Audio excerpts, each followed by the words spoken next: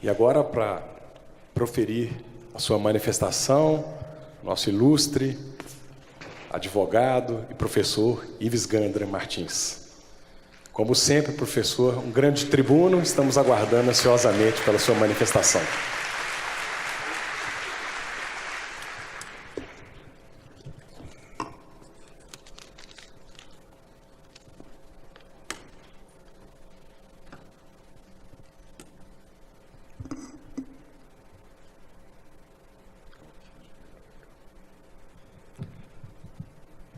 Em primeiro lugar, quero realmente cumprimentar o ministro Luiz Roberto Barroso e o eminente professor Modesto Carvalhosa, e agradecendo essa oportunidade que a Ânima me permite de compartilhar com dois eminentes professores, professor e ministro Luiz Roberto Barroso, dos maiores constitucionalistas brasileiros.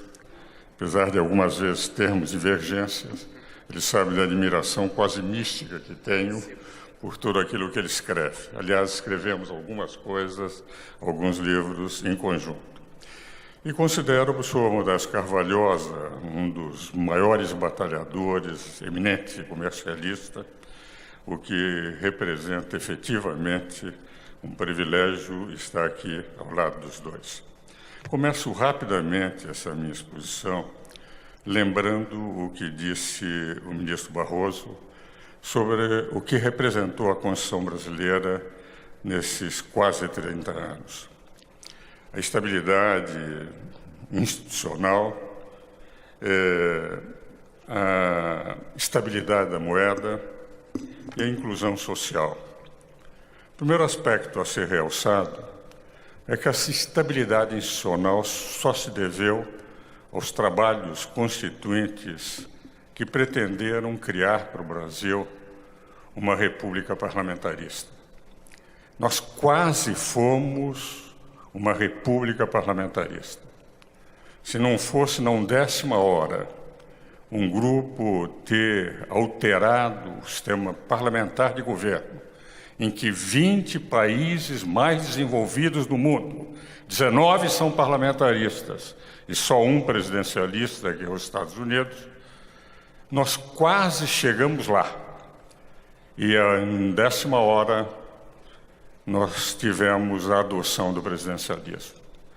Mas foi tão na última hora que muito dos instrumentos de estabilidade dos poderes, de equilíbrio dos poderes, de harmonia dos poderes próprios do sistema parlamentar de governo, em que os poderes se autocontrolam, foram mantidos muitos desses instrumentos na atual Constituição. E nós devemos, apesar de todas as crises muito bem apresentadas pelo ministro Luiz Roberto Barroso, a esse projeto inicial parlamentarista, estarmos hoje com essa estabilidade institucional. Nada obstante as crises que tivemos desde o impeachment do presidente Collor, do grupo dos anões do Congresso, do mensalão, do petrolão e de tudo aquilo que ainda está sendo desventrado nos porões brasileiros e em outras repartições. Por outro lado, a estabilidade monetária foi algo de um ovo de Colombo. Como depois de uma luta que vinha há décadas no Brasil, nós conseguimos controlar por algo muito simples. Habilitou-se em 1953, em dezembro, o déficit público. Criou-se a URV, duas moedas que conviveram, para que a URV desembocasse no Plano Real. E com isto, com a convivência das duas moedas e a obrigatoriedade de todos os índices que eram variados na economia brasileira desembocarem num único índice, no momento em que se desembocou na moeda de conta, na ocasião, mais de 90 e poucos dos índices desembocaram. Nós passamos a ter a URV como único índice de correção e a moeda de pagamento. E no momento em que todos os índices desembocaram na moeda de conta, transformar a moeda de conta em moeda de pagamento acabou a inflação. Havia o risco da especulação cambial. E como o Brasil conseguiu reservas para enfrentar a especulação cambial, combatemos a especulação cambial. O déficit público não pressionou a moeda. E o moeda de pagamento, eliminados os índices, nós temos o Plano Real até hoje. Um ovo de Colombo, que nos permitiu essa vitória. Entretanto, a Constituição de 88 criou uma federação maior do que o PIB. Nas audiências públicas de que participei na Constituinte, na conversa permanente com o relator e com o presidente da Constituinte, deputado Ulisses Guimarães e senador Bernardo Cabral, o nosso queridíssimo amigo e um dos maiores brasileiros, que é Osiris Silva, que criou a maior indústria aeronáutica das Américas, a quarta indústria aeronáutica do mundo. Osiris Silva sabe disso. Foi naquele contato em que eles confessaram já se preparando para o processo revisional, 5 anos depois, reconhecendo que a Constituição foi excepcional em nível de equilíbrio de poderes, na sua espinha dorsal, mas tinha tido um problema: criaram uma federação maior do que o PIB. Criaram os constituintes uma federação que permitiu uma burocracia esclerosada, uma multiplicação de leis. E sempre que a legislação é confusa, sempre que nós temos excesso de burocratas, a corrupção e a concussão aparece. O Brasil hoje é, em grande parte, fruto não só desses honestos muito bem apresentados pelo professor Modesto Carvalhosa e pelo ministro Luiz Roberto Barroso, mas de uma legislação que facilita a corrupção e que leva, na maior parte das vezes, ao fenômeno da concussão. Quando se vê que, por exemplo, para abrir uma empresa na Colômbia leva-se 11 horas, na Nova Zelândia, meio-dia, e no Brasil 100 e poucos dias, por um processo bicepal de carimbos de IPs, todas burocratas para autorizarem. Quando se percebe que o país que mais gasta horas para cumprir esquemas tributários, para cumprir as obrigações tributárias, é o Brasil. E na frente, escandalosamente na frente do segundo e do terceiro colocado, se compreende que toda a legislação complexa auxilia aos burocratas corruptos e obriga, muitas vezes, a concussão e a corrupção. Isto tem que ser passado a limpo. O Brasil tem que voltar a ser um país onde nós tenhamos a possibilidade, que é o mínimo que um legislador pode dar ao brasileiro, de que as leis possam ser compreensíveis, que não precisam de intérpretes permanentes, que os melhores intérpretes tenham que divergir, tão complexa seja a legislação. Nós estamos num Brasil em que precisamos passar a limpo, em que a corrupção decorreu dessa federação maior do que o PIB, da multiplicação de uma burocracia esclerosada, e que fez com que hoje todos espantados percebam que o Brasil precisa realmente mudar. E vai depender, como disse o ministro Barroso, muito daqueles que vão votar em 2018. Como disse o professor Modesto Carvalhosa, de sabermos fazer as escolhas. Mas é fundamental para que o Brasil volte a caber dentro do PIB, para que a burocracia esclerosada passe a ser uma burocracia a serviço da nação e não servindo-se da nação. É necessário, efetivamente, que algumas reformas sejam feitas. A reforma trabalhista deu um primeiro passo, mas há necessidade de uma reforma tributária.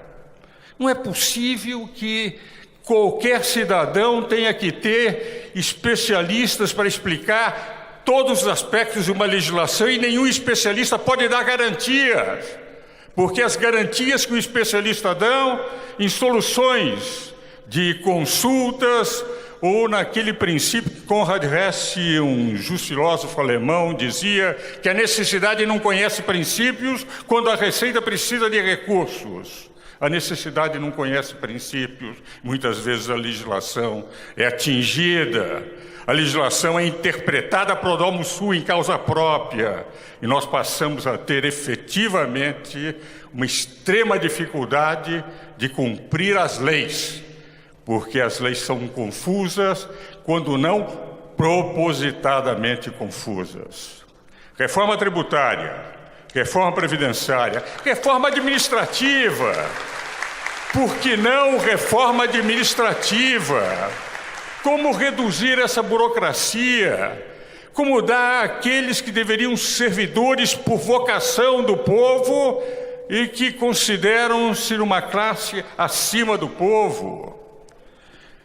Meu querido ministro Luiz Roberto Barroso, como disse, eu, apesar de muito mais velho que o ministro Luiz Roberto Barroso, tenho 82 anos, ele tem a idade do meu filho, eu sou um discípulo permanente do ministro Luiz Roberto Barroso. Leio todos os seus trabalhos constitucionais. Tivemos muitas vezes em comissões juntas, em trabalhos comuns, em livros, em conferências, e sempre aprendi com o ministro Barroso. Mas há, ministro Barroso, necessidade de uma reforma do Poder Judiciário. Estamos lançando um livro, dia 22, é o primeiro volume, na qual o ministro Barroso também participa, Modernização do Poder Judiciário. Nós temos uma lei orgânica da magistratura do tempo do regime de exceção. A Constituição de 88 exigiria uma reforma da LOMAN. E nós continuamos sem nenhuma proposta oficial por parte do Poder Judiciário, que é quem tem que fazer a apresentação. O próprio julgamento de segunda instância. Eu entendo que a demora dos processos leva àquilo que muito bem apresentou o ministro Luiz Roberto Barroso. Mas a Constituição declara que ninguém pode ser considerado culpado antes do trânsito em julgado de uma decisão. Será que o excesso de instâncias, será que a legislação como está não mereceria uma reflexão maior? Ou se não é o caso de, apesar de ser considerado uma cláusula pétrea, de se mudar o inciso 57 do artigo 5º da Constituição, do que o Poder Judiciário, que é guardião da Constituição, e nem nas ações diretas de inconstitucionalidade por omissão pode legislar no lugar do Congresso Nacional, porque terá que apenas comunicar ao Poder Legislativo que ele tem que fazer a lei que pela Constituição deveria fazer. Será que não é o momento de também verificarmos como abreviar os prazos para podermos efetivamente ter a possibilidade de se cumprir o inciso 57 do artigo 5º da Constituição? Concordo em tudo com o ministro Barroso, mas entendo que, se nós não fizermos algumas reformas, todo o nosso idealismo, todo o nosso otimismo, toda a nossa esperança no eleitorado poderá ser uma esperança vã. É bem verdade que é muito difícil fazer com esse Congresso essas alterações. Um terço do Congresso acuado por denúncias, investigações, muitos deles presos, e é um Congresso que, na própria reforma política fundamental, pariu um voto, um parto da montanha, que, como diz a lenda, pariu um gato, Isto é, tivemos um pífio projeto de reforma tributária, de reforma política, e que, portanto, esse Congresso não mostrou a grandeza que o Brasil precisava naquele momento. Mas se nós não pressionarmos para essas reformas fundamentais, poderemos estar lutando por um Brasil melhor, mas um Brasil que vai ainda sofrer muito, porque são aqueles que decidem nas casas legislativas que poderão fazer as reformas. Por isso, como disse o ministro Barroso, o ministro Modesto Carvalhosa, meus queridíssimos amigos, de quem sou sempre um discípulo, nós temos que acreditar no Brasil, nós temos que lutar por um Brasil melhor, mas tudo dependerá dos eleitores nas próximas eleições. Se nós não soubermos escolher os candidatos que poderão fazer essas reformas essenciais, nós perderemos mais 4 anos. E aos meus 82 anos, talvez eu não possa ver as próximas eleições de 2022. Por isso eu conto com auditórios como este. Eu conto com a juventude, conto com aqueles que vêm aqui e que estão em outros ambientes, buscando um país melhor. Eu estou convencido que se a maioria silenciosa deixar de ser silenciosa, se essa maioria começar a fazer prevalecer os seus ideais de justiça e de combate à corrupção, indiscutivelmente, para os meus filhos e netos, esse país será muito melhor no futuro. Muito obrigado.